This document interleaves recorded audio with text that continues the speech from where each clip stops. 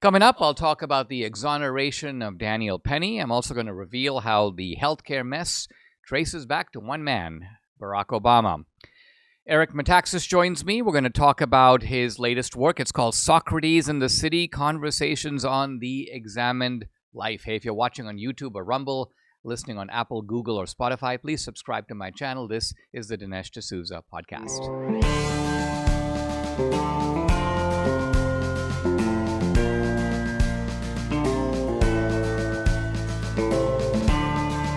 America needs this voice.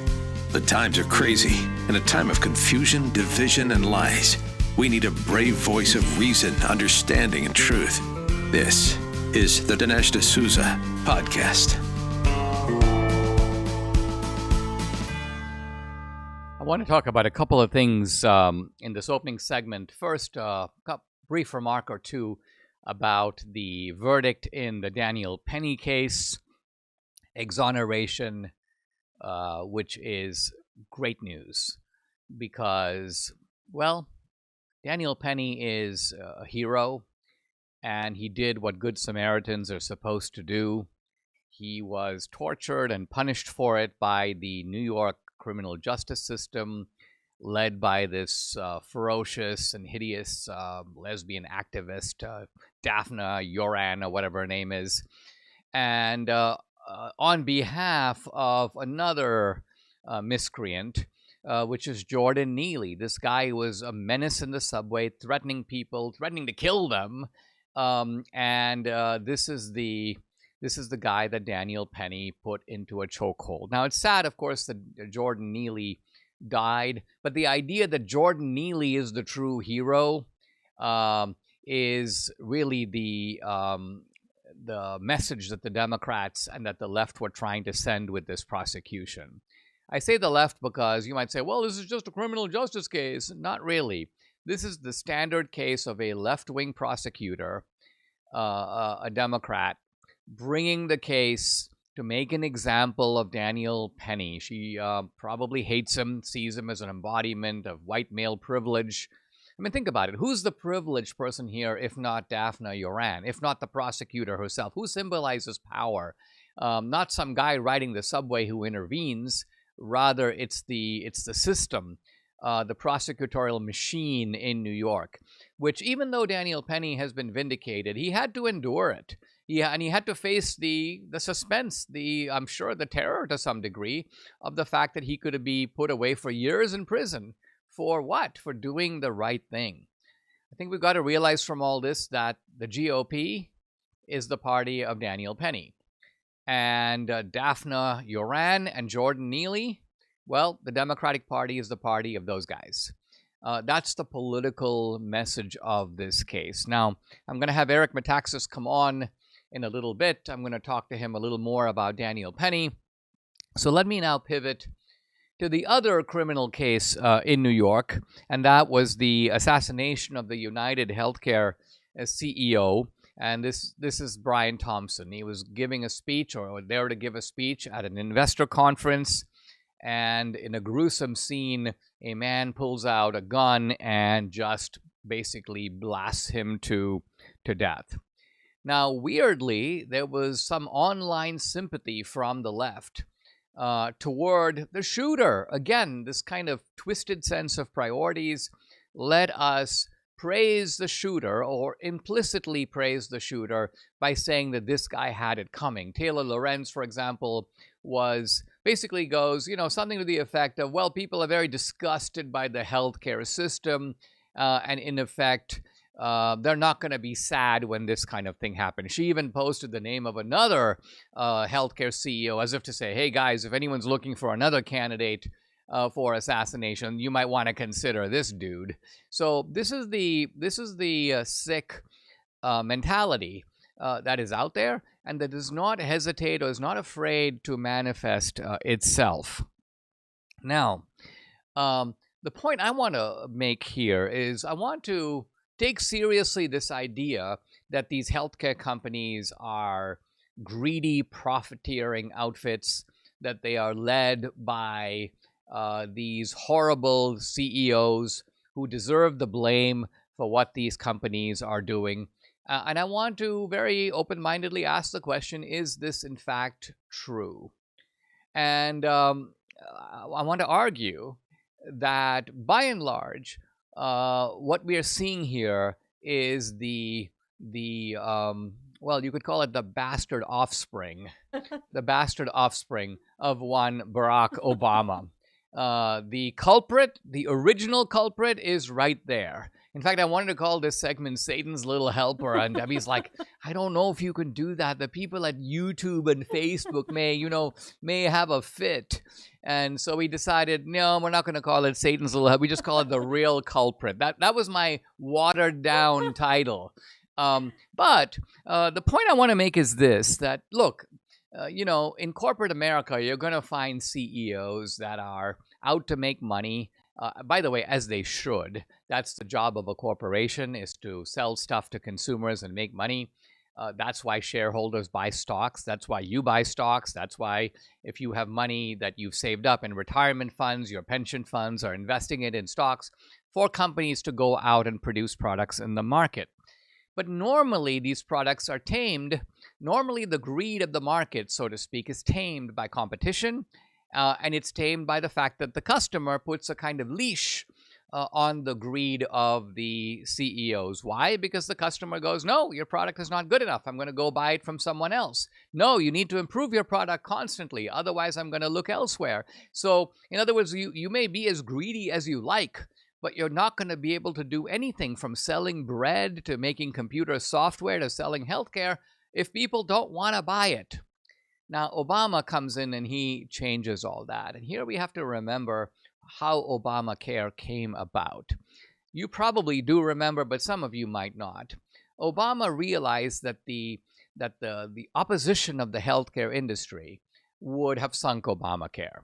And so he came up really in his classic form. He probably, went right back to, right back to hell. He probably sat down with a bunch of other devils and he sat around talking through how do we get these guys. And of course, let's remember that the satanic strategy is always seduction, right? I mean, how was Eve made to eat the apple? It wasn't that the serpent twisted or wrapped himself around her, immobilized her, fed her the apple against her will. Oh no, it was that this is a really good apple. You really might want to eat it. It's super tasty. Oh man, I ate the apple. Nothing happened to me.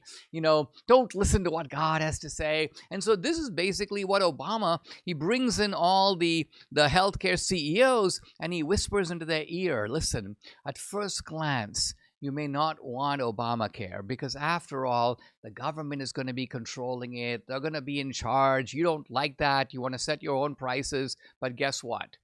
I have an idea. In fact, let me make you an offer you can't refuse.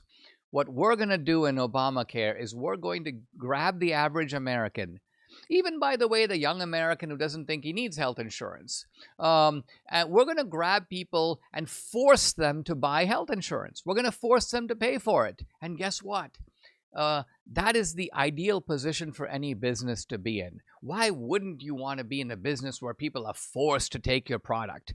Businesses love that. I mean, think about Pfizer and Moderna and how excited they were. I mean, they were having raptures over the idea that people are going to be forced to take a vaccine. Why? Because then they get to charge whatever they want for the vaccine. And since people are forced to take it, the person taking the vaccine may not be paying. Maybe the government is paying on their behalf, but somebody is paying, and the money is going to Moderna. It is going to Pfizer. A number of people became millionaires, and the companies became, and there are a number of Moderna billionaires, as I understand. So this is a racket, to be sure. But my point is, Obama created the racket.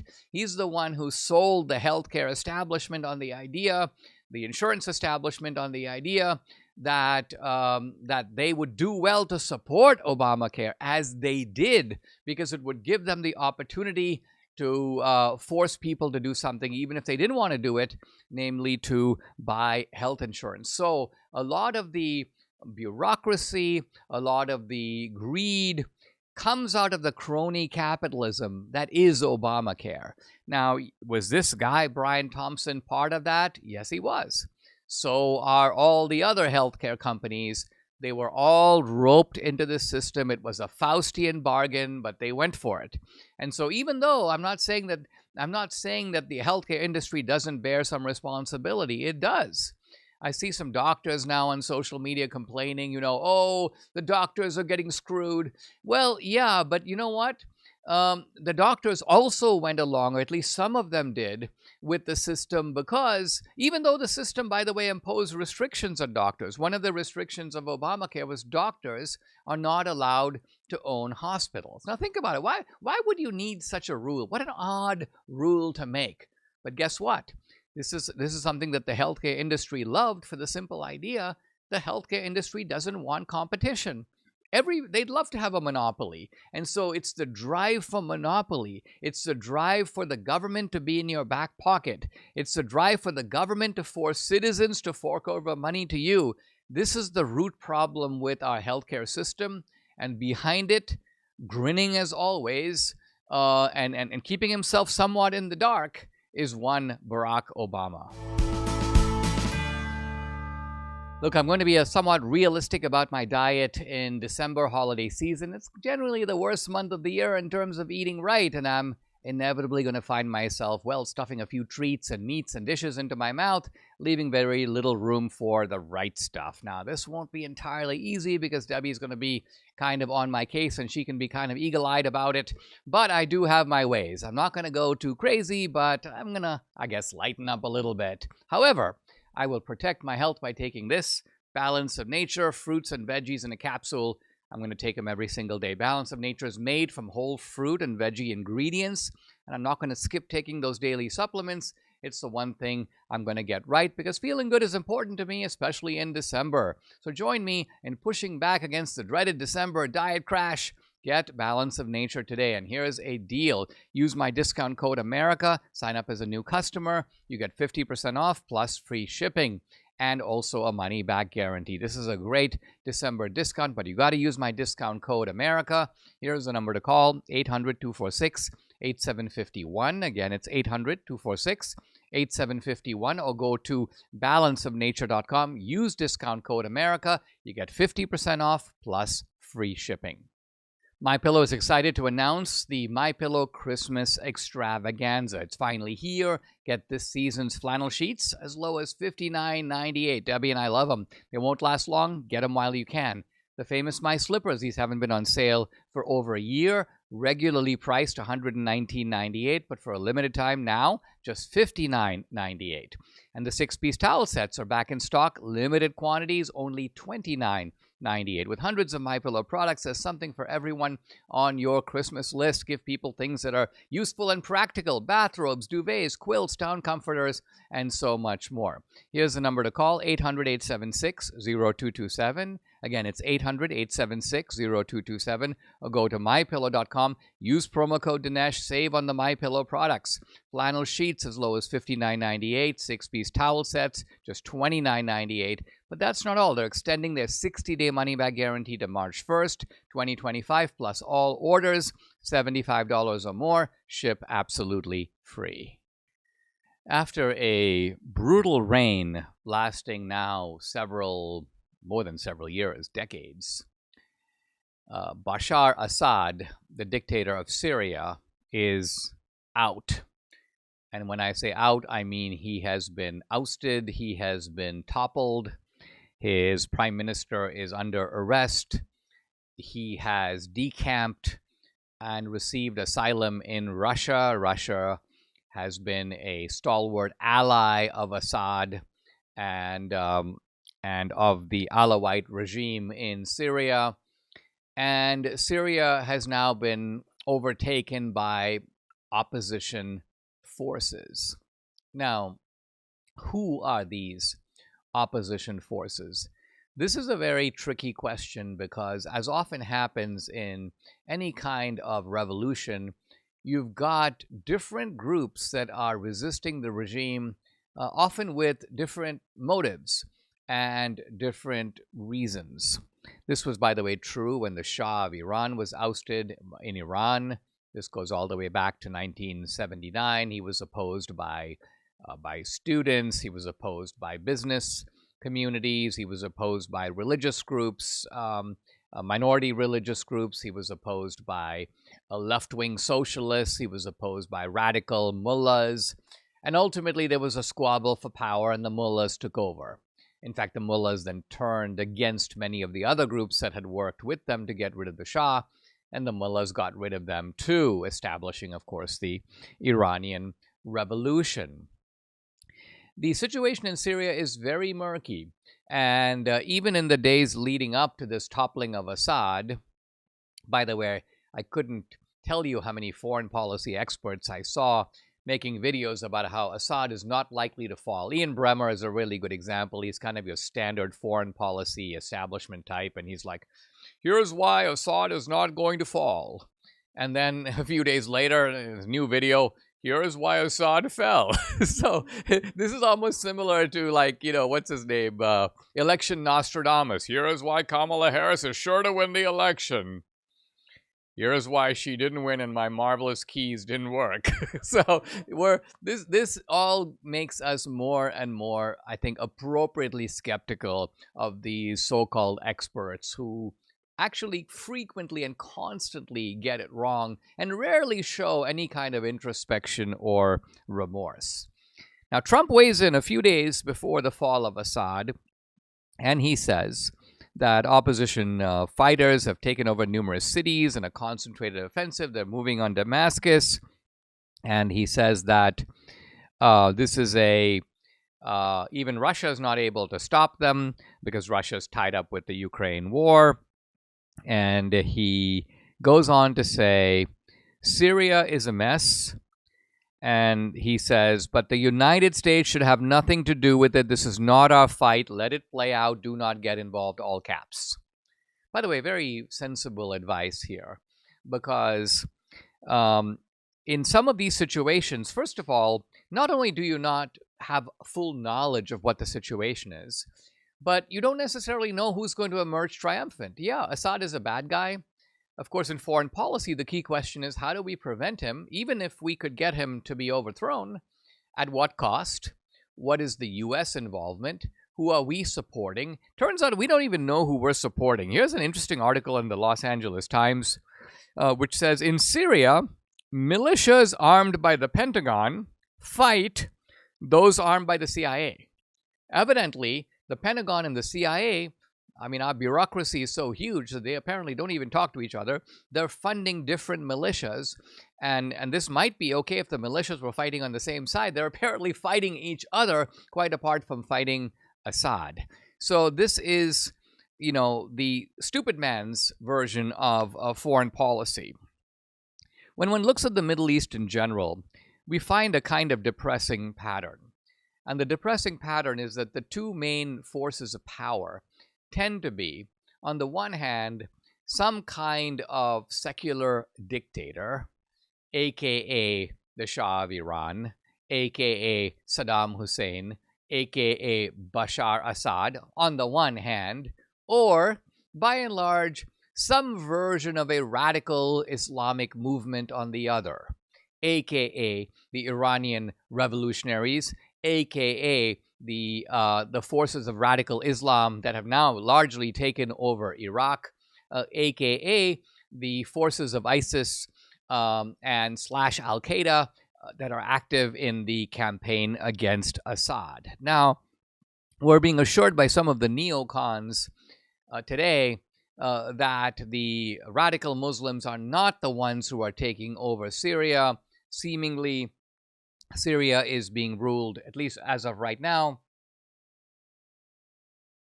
by groups that are saying that they will respect differences, they will tolerate religious diversity, they will not put women in parda or in the burqa.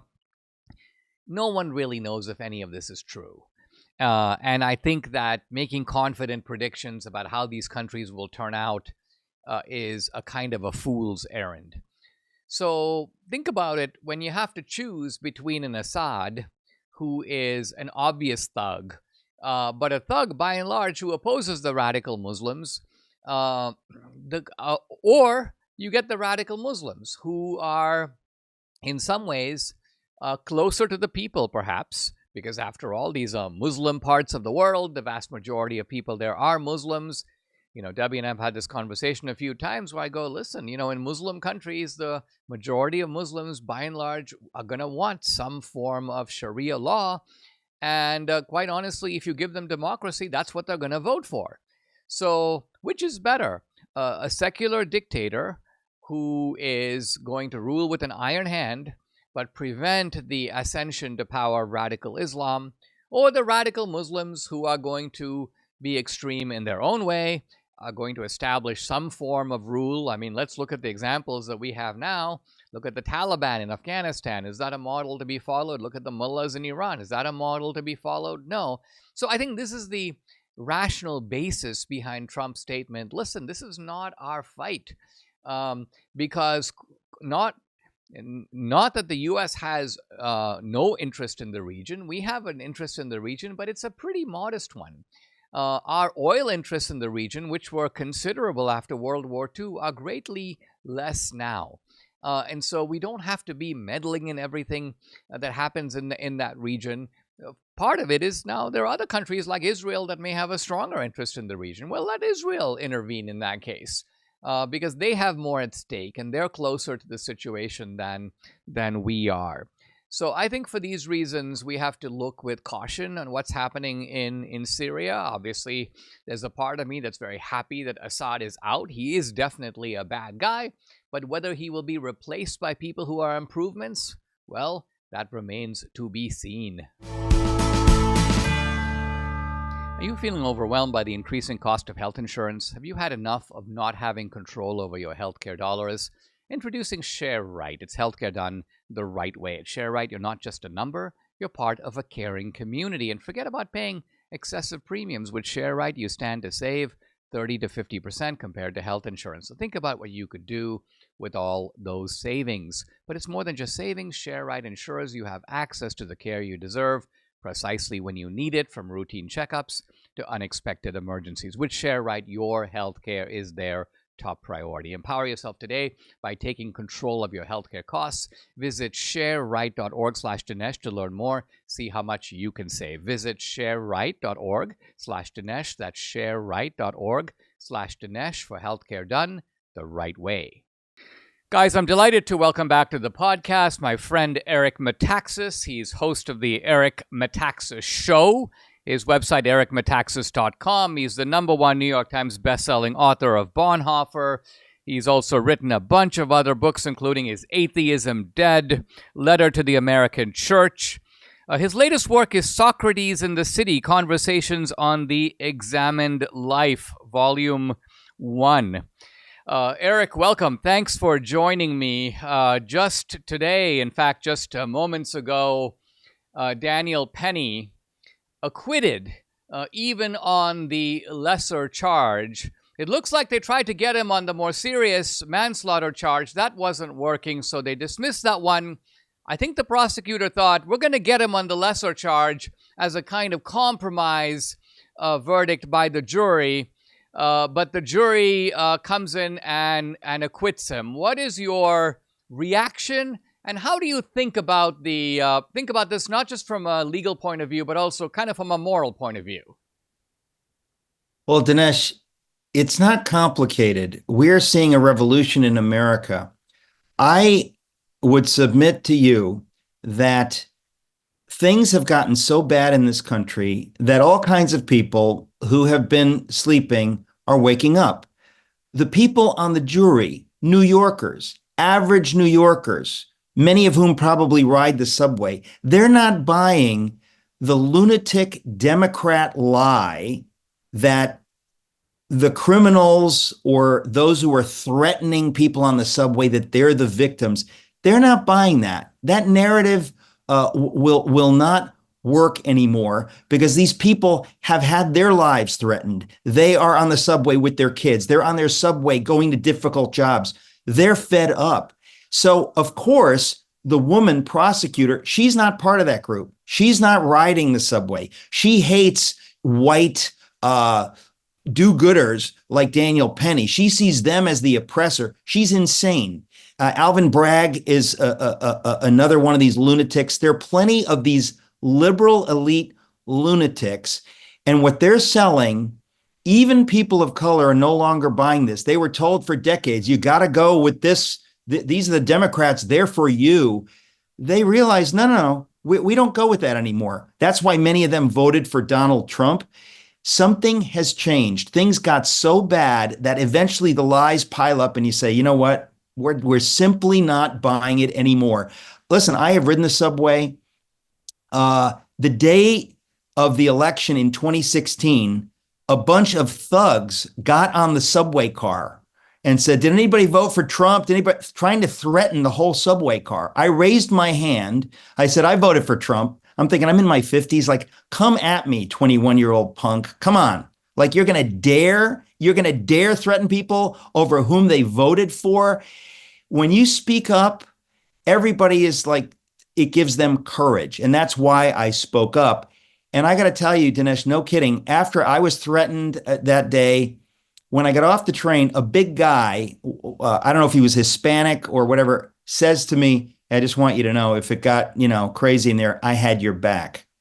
There you go. Tons of people like Daniel Penny, good guys, riding the subway. They've got your back. What happened today encourages them to say, I'm going to do the right thing. I'm going to protect the innocent. I'm going to protect the vulnerable. I'm going to protect women and children. I'm going to step up because I can, because I'm bigger and stronger and I'm not afraid.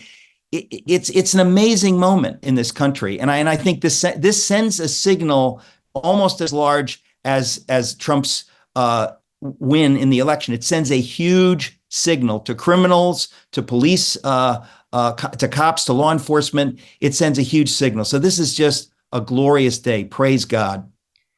Do you think, Eric, it sends a signal to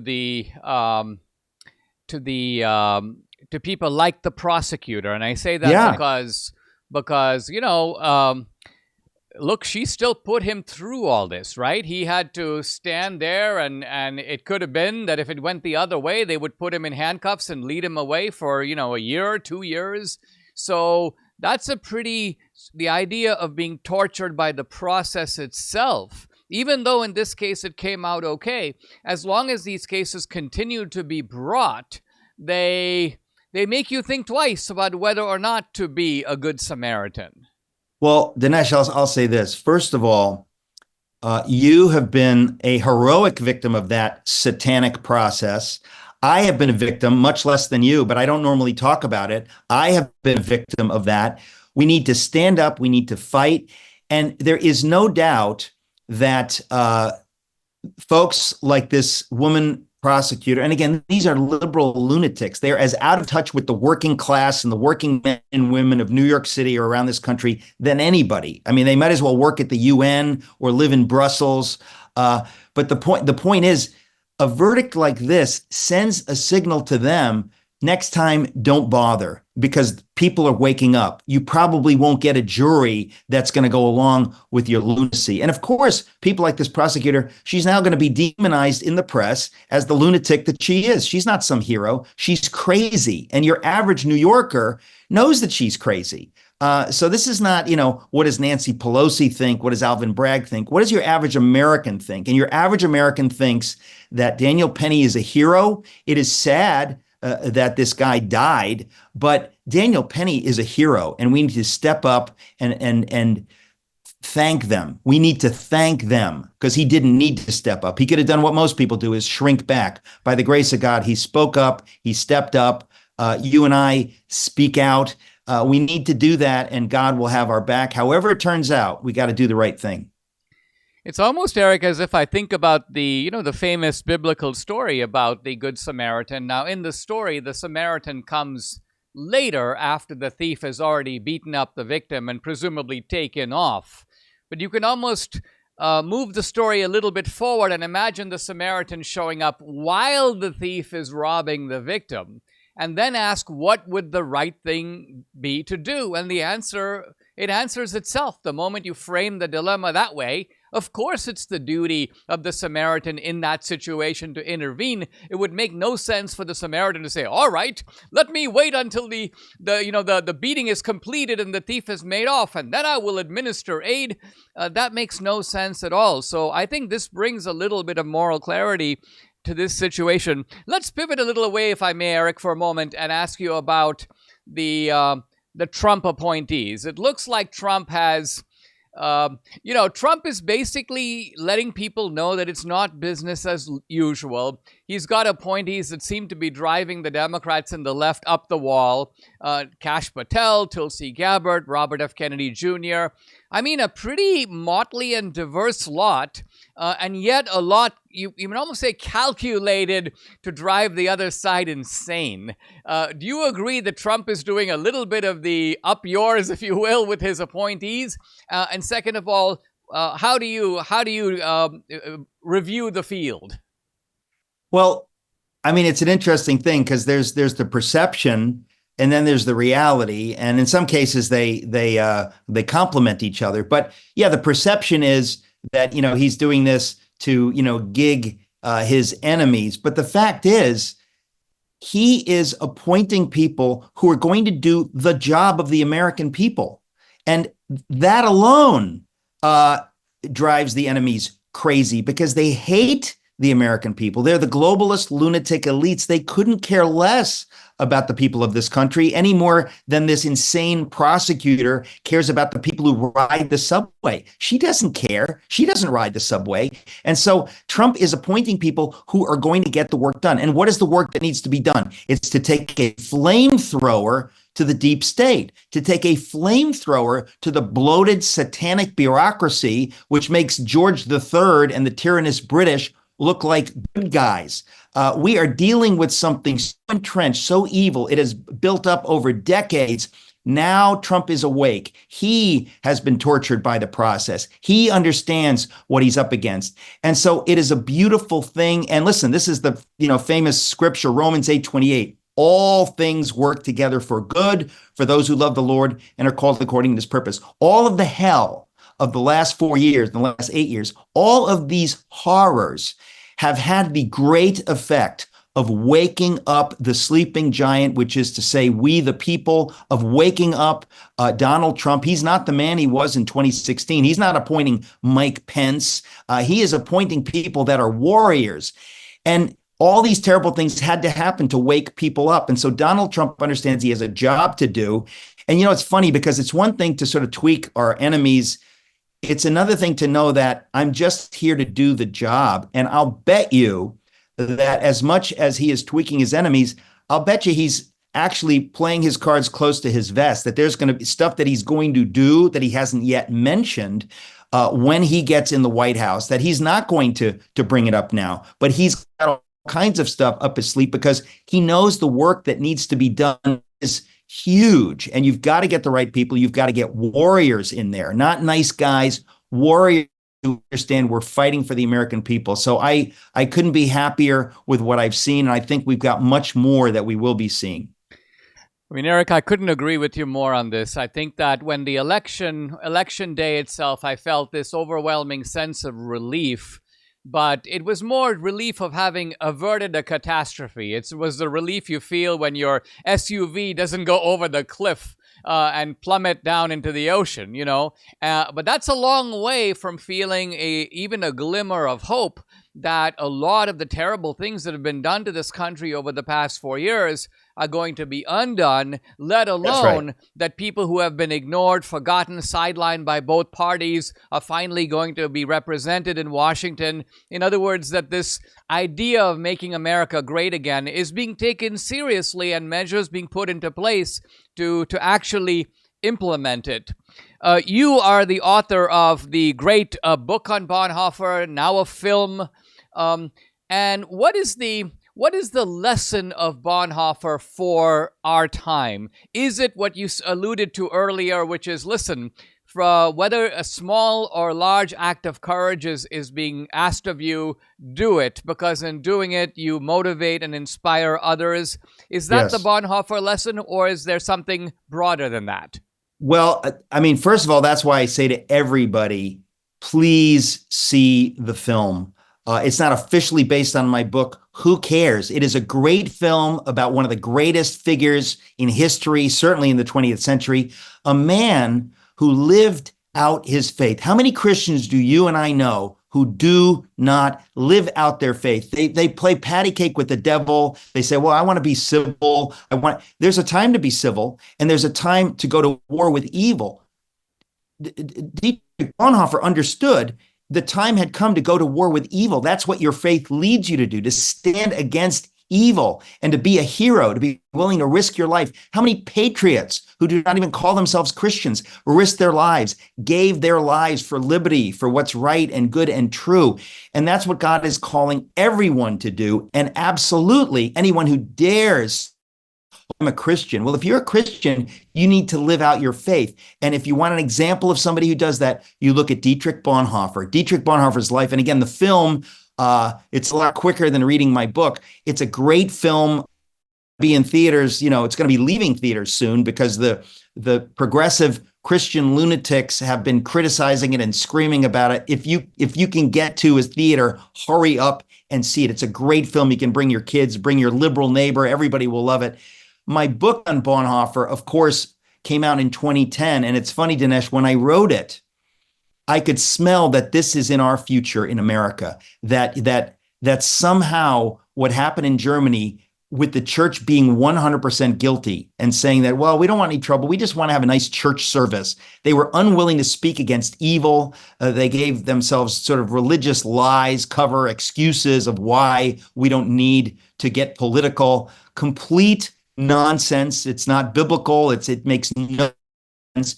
The exact same thing happened in America, where you have a lot of people today, maybe listening right now, who go to churches that don't take a bold stand on this kind of stuff. Say, oh, we just preach the gospel. Well, that's not will, folks. God's will is that you take a bold stand. That's what it is to live out your faith. So to me, Bonhoeffer is the ultimate example. So I say to people, please see the movie as soon as possible. And, if you want to read the whole story, you can read my book. My book drove the liberal theologians and academics crazy. I've never been attacked in my life because when you tell the true story of Bonhoeffer, it shows that they have presented a fraudulent version of Bonhoeffer, which they'd been doing for 50 years, that, oh, he was this, sort of agnostic humanist or what, like them. The true story of Bonhoeffer is so beautiful. It's so inspiring. So I'm thrilled that somebody made a great movie about it, and I'm thrilled that we're talking about it. To me, he is the example of what we're talking about. Somebody who says, you know what, I don't need to step up, but I will step up. I believe it's the right thing to do, and thereby inspiring others to do the same thing, to step up when everybody else says, I don't want any trouble. You say, I want some trouble. Let's do it. And honestly, it's very prescient of you, Eric, to have picked up on that theme as early as 2010. I mean, many of us, I think a lot of this bad stuff began under Obama, but nevertheless, it didn't escalate to the current degree under Biden and Harris. And so the book, in a way was ahead of its time. Let's talk about the new one, which I read is going to be, available in a couple of days, available for pre-order now. Conversations. Yeah, tomorrow. Yeah, tomorrow on the Examined Life. Tomorrow, we're having our 25th anniversary of Socrates in the City. We have had many great speakers over 25 years. You are one of them. You're two of them, actually, because you have twice, you did a debate once, and another time you spoke about one of your books. I have been interviewing people more lately, the last 15 years. I interview people, and it's kind of like, let's talk about the big questions of life. Is there a God? Does life have meaning? All of those big questions we ask at Socrates in the City. And the website, of course, is socratesinthecity.com. But Socrates said the unexamined life is not worth living. In other words, let's dare to talk about truth. What is truth? What are the big questions? Because it's my belief as a Christian that if you ask the big questions honestly, you will be led to the God of the Bible. You will be led to beautiful things. And a lot of people are afraid to ask those questions in sophisticated circles. We don't talk about that. So Socrates in the City exists to ask those questions. So we've got tons of videos up. They've got, I think, 15 million views. And these are substantive conversations, but with tons of different guests. We've been doing it for 25 years. And tomorrow we publish our first Socrates in the City book. So it is a compilation of some of the best conversations that I've had. A number of the folks have passed on, real heroes. And I looked at the transcripts and I edited the transcripts and I said, these are the most powerful conversations I've ever had in my life. I need to put them in a book. So the book is Socrates in the City, Conversations on the Examined Life. It's a physically beautiful book, but it's the sort of thing that you can give to somebody who maybe isn't on the same page as you are, but you say, let's think together about the big questions. All the speakers and all the guests are very sophisticated. And so it's a wonderful thing. And I can't believe it's 25 years. And I can't believe we finally came out with a book. You've got, quite a mix of great people here. Alice von Hildebrand. You've got the philosopher and theologian, mathematician John Lennox. You've got got Dick Cavett, of course, the legendary host and TV host. Yeonmi Park, the North Korean defector. Mark Halperin, the political and foreign policy strategist. So it's a range of people talking about profound questions. Guys, I've been talking to Eric Metaxas. His website, ericmetaxas.com. You can follow him on X at Eric Metaxas. Eric, it's always a pleasure, and thank you for joining me. My pleasure, Dinesh. Thank you. I'm continuing my discussion of The Big Lie, now out in paperback. And I spoke the last time about Mussolini, and now I want to talk about Hitler and the National Socialist Party that is otherwise known as the Nazi Party. The first thing that Hitler did when he came to power is he changed the name of the German Workers' Party to the, you guessed it, National Socialist German Workers' Party. And Hitler was very clear about his socialist commitments. I'm quoting him now from a 1927 speech, quote, "We are socialists. We are the enemies of today's capitalist system of exploitation, and we are determined to destroy this system under all conditions." That's a sample quotation which shows you that Hitler was, even as he campaigned, remember Hitler didn't come to power till 1933. So in 1927, he's telling the German people, this is what I stand for. I am a socialist. The Nazi Party had a 25-point program. You can look it up for yourself. I cite the key elements of it here. I'm going to read a bunch of them. Nationalization of large corporations and trusts, government control of banking and credit, seizure of land without compensation for public use, the splitting of large land holdings into smaller units, confiscation of war profits, prosecution of bankers and other lenders on grounds of usury, abolition of incomes unearned by work, profit sharing for workers in all large corporations, a broader pension system paying higher benefits, universal free healthcare, and education.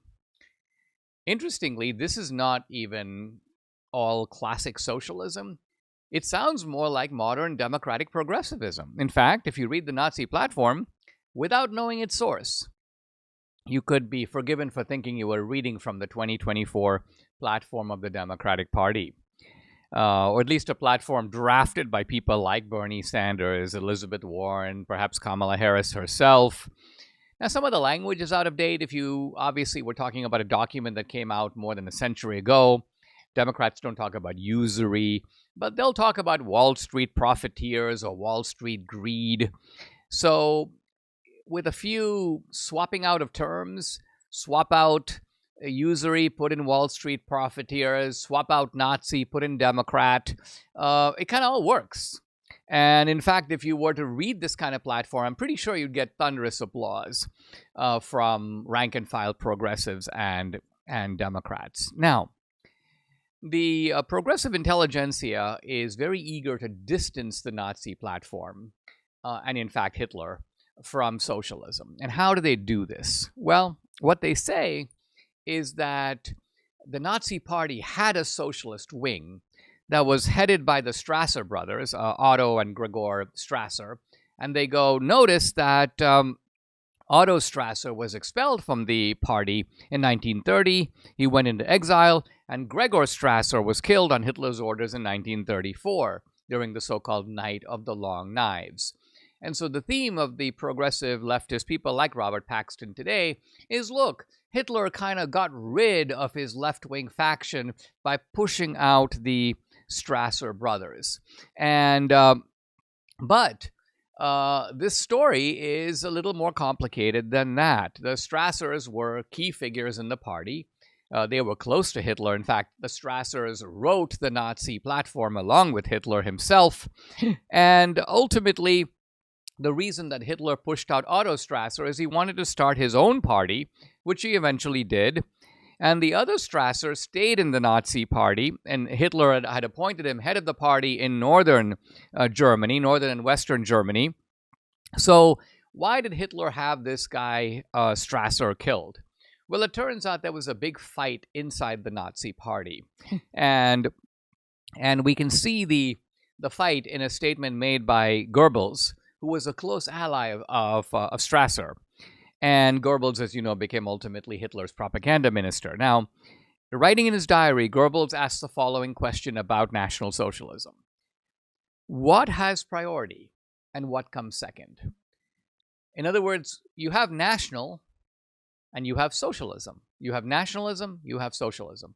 Which is more important? Obviously, you want to have both. But let's say you have to choose. Which would you choose? Which would you put in the first position and which in the second position? And then Goebbels gave his own answer. First socialism and then national liberation. So for Goebbels, as for Strasser, socialism first and then nationalism second. Hitler gave the opposite answer. Nationalism first and socialism second. In fact, Hitler's view was that socialism is too good an idea to waste on Jews and non-Germans. So Hitler's idea was, let's fight. Let's defeat these other countries. Let's bring them under German subjugation. Let's expel or ultimately kill the Jews. And then when we have happy Germans ruling over this large territory, we'll all enjoy the benefits of socialism, including the benefits of stealing from all the people that we have subjugated. This was Hitler's idea. So Hitler's idea was nationalism precedes socialism. And ultimately, Goebbels moved over into Hitler's side. He was in the Strasser camp, but he decided he was taken by Hitler's magnetism. He thought, okay, well, Hitler's got it right. And so Hitler absorbs Goebbels into the regime, and Strasser becomes an enemy of the regime. Hitler accuses him of betraying National Socialism, and Strasser, the other Strasser, is executed. Now, Hitler, like Mussolini, had to make some deals, particularly when he was coming to power. He made a deal with the church. Why? Because he needed the Lutheran support. He needed the Bavarian Catholic support in the eastern part of Germany.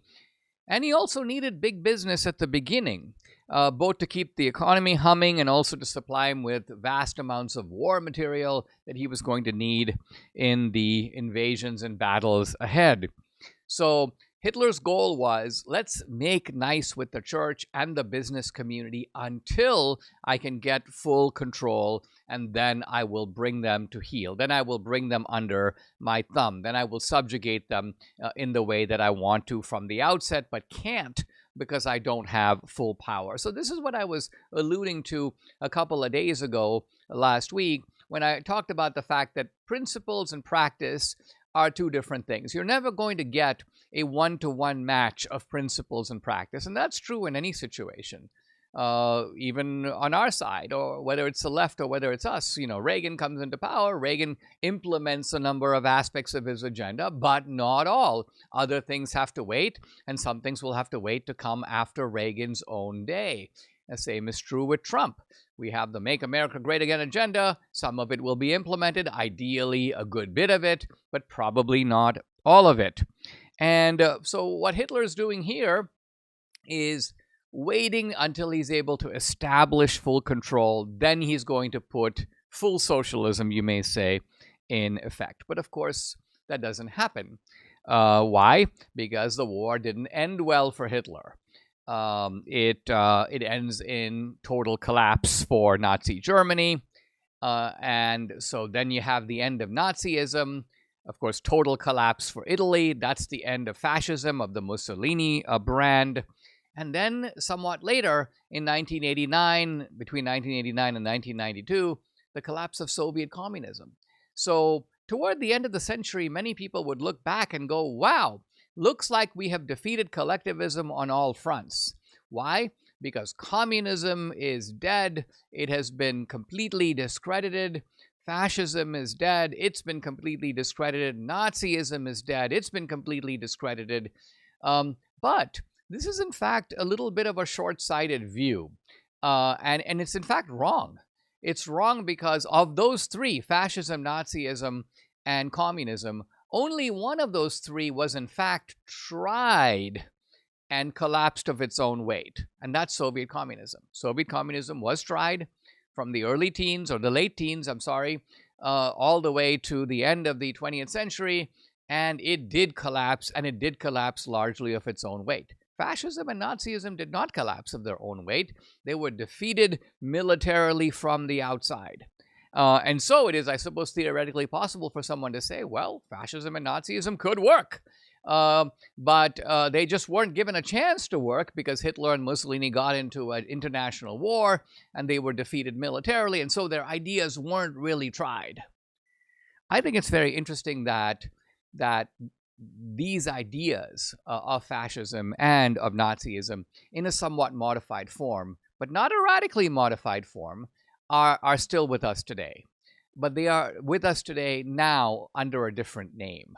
Obviously, the modern progressives who adapt policies that were once tried by people like Mussolini are not going to say that we are the heirs of Mussolini. They're not going to claim a lineage to Hitler. They know that that would be lethal. That would be disastrous. And so what they do is they pursue some of the same policies, but now in a kind of anti-fascist guise. We're Antifa. We're the party fighting fascism.